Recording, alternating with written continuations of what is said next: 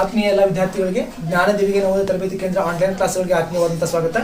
ಆತ್ಮೀಯ ವಿದ್ಯಾರ್ಥಿಗಳೇ, ಇವತ್ತಿನ ಕ್ಲಾಸ್ನೊಳಗೆ ನಾವು ಜೆಂಡರ್ಸ್ನಲ್ಲಿ ಬರುವಂಥ ಎರಡನೆಯ ವಿಧ ಅಥವಾ ಎರಡನೇ ಪ್ರಕಾರವಾದಂಥ ಫೆಮಿನೈನ್ ಜೆಂಡರ್ ಬಗ್ಗೆ ನೋಡೋಣ್ರಿ. ಏನು ಜೆಂಡರ್ನಲ್ಲಿ ಬರುವಂಥ ಎರಡನೆಯ ವಿಧ ಅಥವಾ ಎರಡನೇ ಪ್ರಕಾರವಾದಂಥ ಫೆಮಿನೈನ್ ಜೆಂಡರ್, ಇದ್ರ ಬಗ್ಗೆ ನೋಡ್ತಾ ಹೋಗ್ರಿ.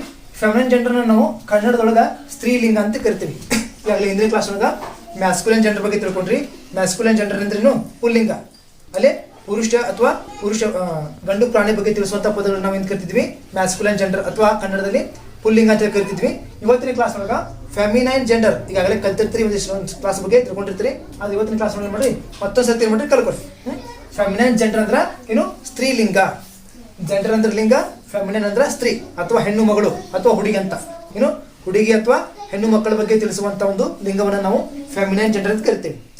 ಹುಡುಗಿ ಅಥವಾ ಹೆಣ್ಣು ಮಗಳ ಬಗ್ಗೆ ತಿಳಿಸುವಂತ ಪದಗಳಿಗೆ ಏನು ಫೆಮಿನೈನ್ ಜೆಂಡರ್ ಕರಿತೀವಿ. ಅಂದ್ರೆ ಆ ಒಂದು ಡೆಫಿನೇಷನ್ ಅಥವಾ ವಾಕ್ಯವನ್ನು ನೋಡೋಣ್ರಿ.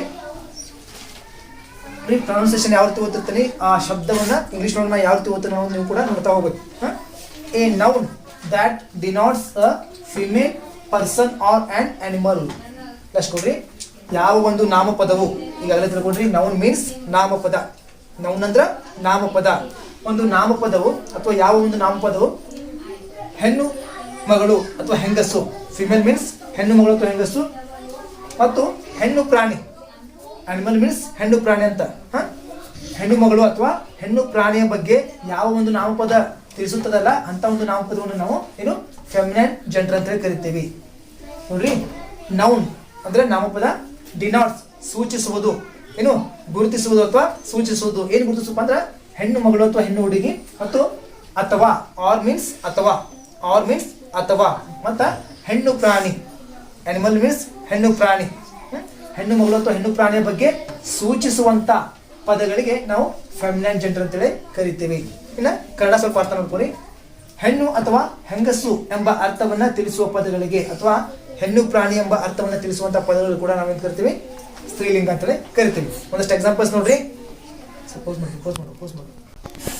ಹೆಣ್ಣು ಅಥವಾ ಹೆಂಗಸು ಎಂಬ ಅರ್ಥವನ್ನ ಕೊಡುವಂತ ಪದಗಳಿಗೆ ಆ ಪದವನ್ನು ಓದಿದ ತಕ್ಷಣ ನಮ್ಗೆ ಏನ್ ಗೊತ್ತಾಗಬೇಕು? ಹೆಣ್ಣು ಅಥವಾ ಹೆಣ್ಣು ಪ್ರಾಣಿ ಎಂಬ ಅರ್ಥವನ್ನು ಕೊಡ್ತಾ ಇರ್ಬೇಕು. ಅಂದ್ರೆ ಮಾತ್ರ ನಾವು ಅದಕ್ಕೆ ಏನ್ ಕರಿತೀವಿ?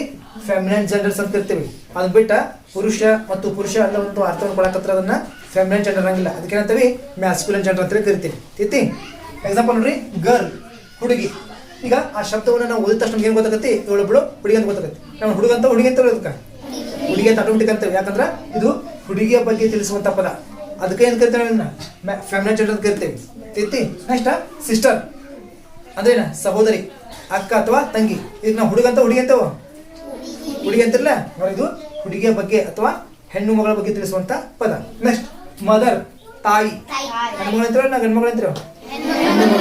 ತಾಯಿ ಅಂತ ಯಾರು ಕರಿತೀವಿ? ಹೆಣ್ಣು ಮಗಳಿಗೆ ಕರಿತೀವಿ. ನೆಕ್ಸ್ಟ್ ವೈಫ್, ಹೆಂಡತಿ ಅಂದ್ರೆ ಹೆಣ್ಣು ಮಗಳಿಗೆ ವೈಫ್ ಅಂತ ನಾವು.